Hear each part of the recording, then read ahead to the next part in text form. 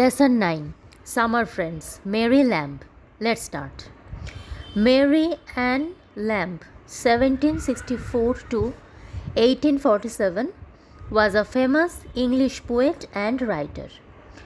Mary Lamb, যার পুরো নাম মেরি অ্যান ল্যাম্ব, জীবনকাল 1764 থেকে 1847। তিনি ছিলেন একজন বিখ্যাত ইংরেজ কবি এবং লেখিকা। She is best known today for her collaboration with her brother Charles Lamb on the collection Tales from Shakespeare. তিনি আজকেও আমাদের মধ্যে সবথেকে বেশি পরিচিত তার একটি বিশেষ কাজের জন্য, যে কাজটি তিনি করেছিলেন তার ভাই চার্লস ল্যাম্বের সাথে একযোগে। কোলাবোরেশন মানে হচ্ছে একসাথে কোনো কাজ করা।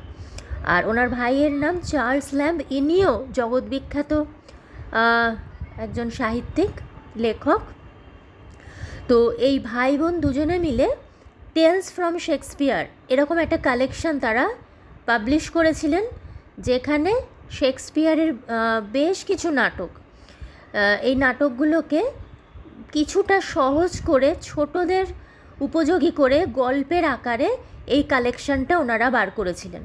তো এই কাজটার জন্য মেরি ল্যাম্ব এখনও ভীষণভাবে আমাদের মধ্যে সবথেকে বেশি, খুব সম্ভবত এই কাজটার জন্যই তিনি পরিচিত।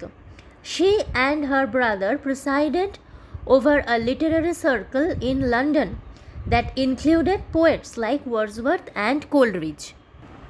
তিনি এবং তার ভাই লন্ডনে একটি সাহিত্য চক্র ছিল, সেই সাহিত্য চক্র বা লিটারারি সার্কেলের তারা প্রেসিডেন্ট ছিলেন, অর্থাৎ তারা সভাপতিত্ব করতেন।